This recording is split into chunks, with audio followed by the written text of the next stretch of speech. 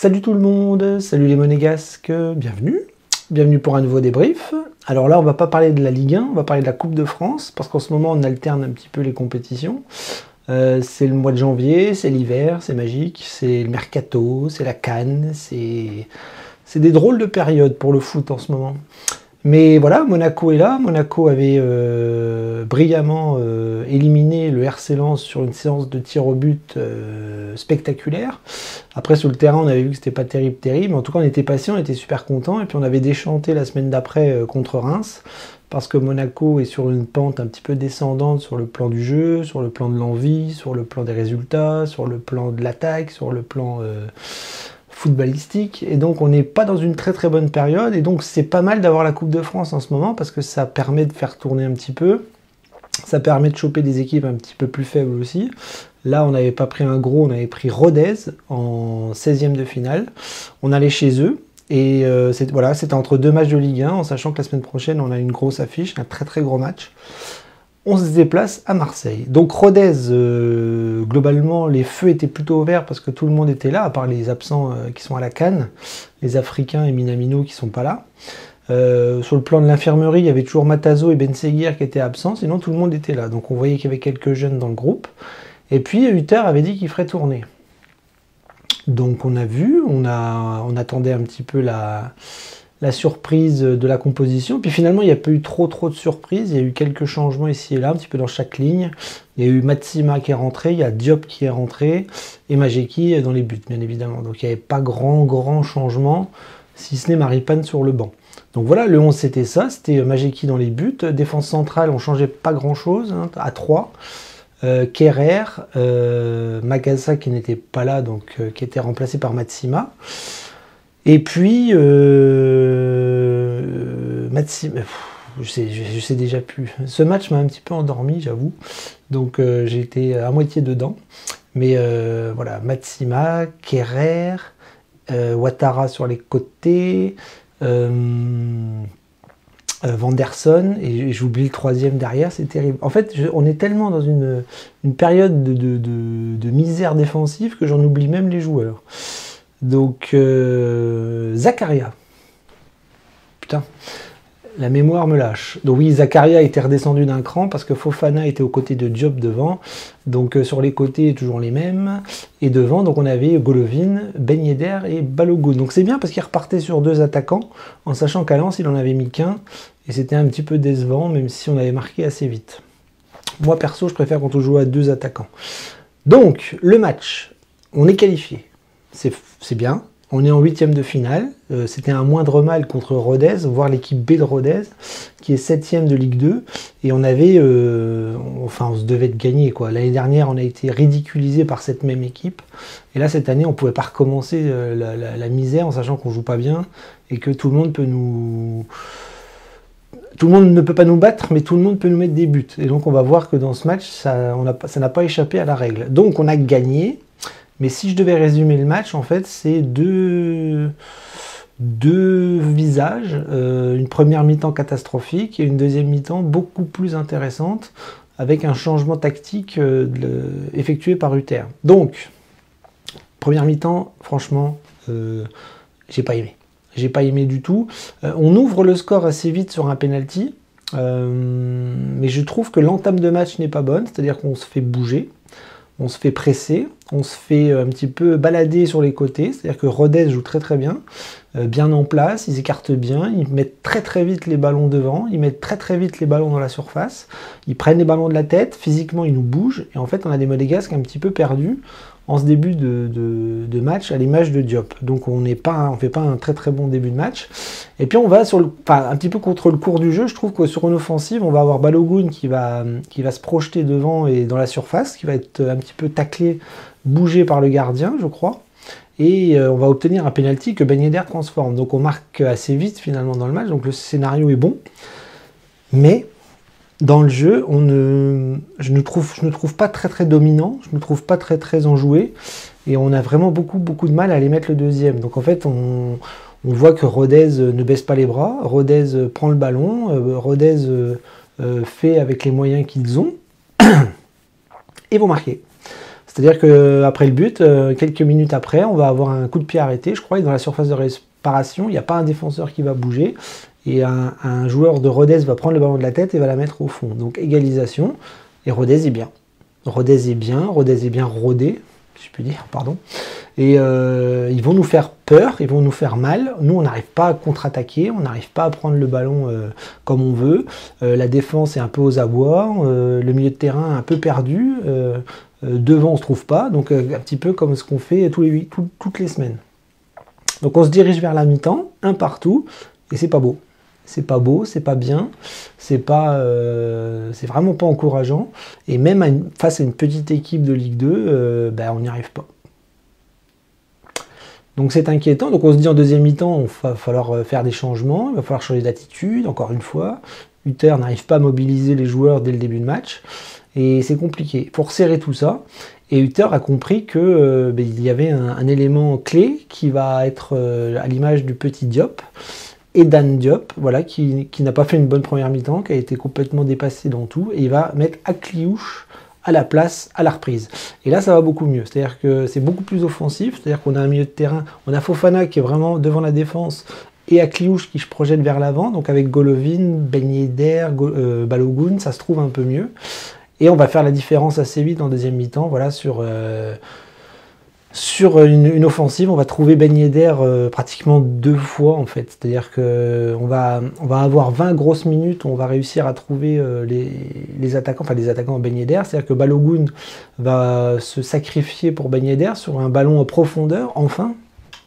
Parce que les joueurs, il faut qu'ils comprennent que Balogun, c'est un joueur de profondeur. Et donc on va le trouver parce qu'il est très très rapide. Il va se faire tacler encore une fois par un... Enfin, le gardien sort mal et Ben Yedder arrive derrière et pousse le ballon au fond des filets, donc 2-1. Et puis le troisième va arriver très très vite sur une offensive côté gauche. Ouattara va centrer très très fort, je crois, au deuxième poteau, un petit peu comme à Lens, et Ben Yedder va mettre très facilement le ballon au fond. Donc 3-1. On a fait le plus dur. On va chercher la qualification à ce moment-là, puis après, on va temporiser. On va même très très mal finir le match, je trouve. On n'a pas une très très belle fin de match. On subit. Dès que les attaques adverses rentrent dans la surface, il y a le feu, et c'est compliqué. Donc voilà, donc en gros, on est qualifié, on gagne 3-1, c'est pas un grand Monaco, c'est pas un grand match, c'est pas une grande prestation, c'est inquiétant pour la suite des événements, notamment la semaine prochaine, et c'est chiant. Et c'est chiant parce qu'on voit pas beaucoup de réactions, on voit un Monaco qui est pas flamboyant, qui joue de moins en moins bien, qui se trouve de moins en moins sur le terrain, des joueurs qui sont un petit peu perdus, et malgré les absents qui font mal, quand les Africains et quand Minamino est là, je dis pas que c'est mieux, hein, mais c'est un petit peu plus expérimenté, c'est un petit peu plus sécure. On a toujours nos problèmes défensifs, mais je trouve que en ce moment, on a vraiment du mal à construire, à avoir une philosophie de jeu qui ressemble à celle du début de saison. Bref, passons. On va passer un petit peu aux joueurs parce qu'on a vu des bonnes choses et des moins bonnes choses, même si sur le plan défensif c'était compliqué. Majeki a fait un bon match. Sur le but, bon, il sort peut-être pas très bien, mais ses défenseurs le laissent tout seul. Mais sinon, il a fait quelques arrêts ici et là très intéressants. Non, c'est bien. C'est bien d'avoir un Majeki en forme, c'est bien d'avoir un Majeki en Coupe de France, c'est bien de faire le turnover avec Keun et le championnat. Donc moi, j'ai pas grand-chose à dire sur Majeki. Ce que je vois, ça me plaît plutôt bien. Défensivement, c'est compliqué. Kerrer, Zakaria et décidément, et Matsima, je trouve que c'est pas terrible, voilà, ça prend l'eau tout le temps, mais de toute façon, je vais vous dire, on a beau changer les joueurs, c'est toujours le même problème, hein, que ce soit Magassa, Maripane ou les 3 de ce soir, on prend des bouillons, c'est-à-dire que voilà, je pense que Hutter, il a bien compris qu'il fallait un jeu tout basé sur l'attaque, aller de l'avant, se projeter vite vers l'avant et essayer d'aller marquer un maximum de buts. Et défensivement, je pense qu'il en a un peu rien à faire. Et du coup, on prend des bouillons de la part de tout le monde. On prend beaucoup de buts. Le problème, c'est quand on n'en marque pas. Donc défensivement, voilà, une première mi-temps compliquée où on prend quand même le bouillon face à Rodez. Puis en deuxième mi-temps, bon, c'était un peu plus solide. Une fin de match un petit peu héroïque aussi, avec beaucoup d'offensives de Rodez. Donc voilà. On n'a pris qu'un but, mais je ne nous ai pas trouvé très serein défensivement. Au milieu de terrain, là c'était compliqué. Fofana était tout seul en première mi-temps et Diop est complètement passé à travers. C'était très très mauvais. En deuxième mi-temps, ça a été beaucoup mieux quand le réajustement tactique s'est fait avec Akliouche. Fofana était plus derrière à défendre et à essayer de remonter le bloc comme il pouvait. Et puis après, ça a été vraiment très très offensivement que ça a été intéressant parce qu'on a réussi à mettre 2 buts assez vite. Akliouche n'y est pas pour rien. Il a vraiment fait beaucoup de mal dans ses mouvements, dans ses dribbles, dans cette faculté à trouver des petits espaces, à écarter et à provoquer les défenseurs. Et donc ça a profité à Golovin, à Balogun et à Ben Yedder qui nous ont quand même bien aidé en deuxième mi-temps. Ben Yedder met 3 buts, donc homme du match, rien à dire. Et vraiment, Akliouche, ça a été vraiment la belle rentrée en deuxième mi-temps. Autant quand il est titulaire, c'est compliqué, autant quand il rentre en fin de match, je le trouve intéressant. Il est jeune, c'est normal, on peut pas attendre de lui que ce soit un titulaire en puissance. Donc voilà, Golovin bien sans plus. On a du mal à retrouver le Golovin du début de saison, il est peut-être pas à 100%, mais en tout cas, il abat un gros travail, mais je le trouve de moins en moins décisif, à l'image de l'attaque. Donc Golovin, j'aimerais qu'il brille un petit peu plus, notamment sur ce genre de match où il doit se faire plaisir. Sur les côtés, donc Ouattara, c'était mieux. Vanderson aussi. Enfin, Vanderson était un peu perdu en première mi-temps, il était un petit peu plus intéressant en deuxième mi-temps, mais bon, on voit que les latéraux, c'est compliqué en ce moment. Ouattara, je l'avais un petit peu taillé contre Reims parce que je l'ai trouvé complètement dépassé face à l'impact physique des Rémois. Et là, ce soir, c'était mieux. Alors, Ouattara, je pense que c'est là, pour le coup, c'est un vrai piston gauche, c'est un vrai latéral gauche moderne. Il a vraiment toutes les qualités pour s'imposer sur le côté gauche, que ce soit à Monaco ou ailleurs. Voire, en tout cas, en ce moment, on n'a pas le choix. Mais voilà, offensivement, il apporte. Il apporte vraiment parce qu'il a une simplicité dans son jeu et il a une énorme qualité qui est le centre. Jacobs est un peu comme ça aussi. Il centre plutôt pas mal. Caio Henrique, c'est tout le contraire. Lui, c'est pas quelqu'un qui va centrer instinctivement. Caio Henrique, c'est un Brésilien. Il garde la balle, il dribble, il oriente, il sait mettre le ballon où il faut, la bonne passe et tout ça. Mais Jacobs et Ouattara, c'est vraiment des rapides et des centreurs. Et on doit faire ça en ce moment avec notre jeu qui est quand même très très très basé sur les pistons droite et gauche. Donc Ouattara plutôt pas mal, Vanderson bien mais peut mieux faire. Et devant, eh bien moi je suis ravi. Je suis ravi de l'attaque monégasque ce soir. Alors oui, Balogun n'a encore pas marqué, mais il fait marquer. Sur les 3 buts, il y en a 2 qui sont pour lui, parce qu'il va chercher la faute, il va chercher à déstabiliser les défenseurs et le gardien. Donc il offre quasiment 2 buts à Ben Yedder. Et pour moi, c'est ça une doublette, c'est ça un complément. Ils sont complémentaires. Balogun, je suis d'accord, c'est compliqué, c'est pas sa meilleure saison, il aimerait marquer plus de buts, il en a marqué. Mais dans ce système-là, moi je trouve qu'il apporte. Voilà. Contrairement à un Boadou qui n'apporte rien, je trouve que Balogun lui apporte. Donc il marque pas, c'est pas grave. S'il marque pas, c'est son copain qui marque. Et Ben Yedder, il l'a fait. Triplé. Chapeau Ben Yedder, rien à dire. Voilà, les remplaçants, je ne sais même plus qui est rentré. Il y a eu le petit Koulibaly, il y a eu Akliouche, évidemment, qui a fait une bonne rentrée.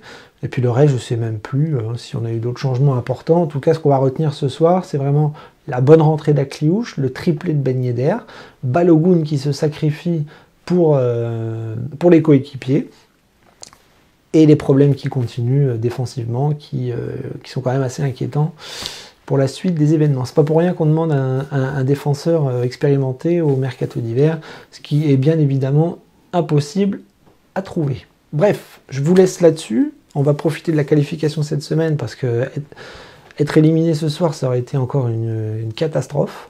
Là, c'est bien, on continue, on va attendre le tirage et puis maintenant, on va préparer samedi soir un énorme match pour nous. On a gagné le match aller contre Marseille, c'était un super match. Là, pour le coup, Akliouche avait brillé dans ce match-là. Il va falloir faire un exploit. Marseille n'est pas au top, Marseille a des absents, mais putain, c'est le Vélodrome, quoi. C'est comme à Lens. Ça va être très très dur. Donc il va falloir bien préparer ce match-là. Il faut qu'à 18 h remobilise tout le monde pour samedi soir. Il va falloir serrer. Alors peut-être qu'il faudrait qu'il fasse un coup, je sais pas, laisser Zakaria derrière, est-ce qu'il va remettre Maripane? Je sais pas. Franchement, c'est pas évident de trouver un système défensif costaud en ce moment avec les joueurs qu'on a, mais il va falloir, en tout cas, il va falloir briller. Si on prend des buts au Vélodrome, il va falloir en marquer beaucoup, et ça, on compte sur Ben Yedder, bien évidemment, sur Balogun, pourquoi pas, qui peut mettre un ou deux buts la semaine prochaine. Mais ouais, on va vraiment espérer de faire un gros match la semaine prochaine parce que c'est une affiche, c'est un match magnifique et on a besoin de points. On est mal. En championnat, on est mal. Allez, Daguemonégou, profitez bien et à samedi, du coup.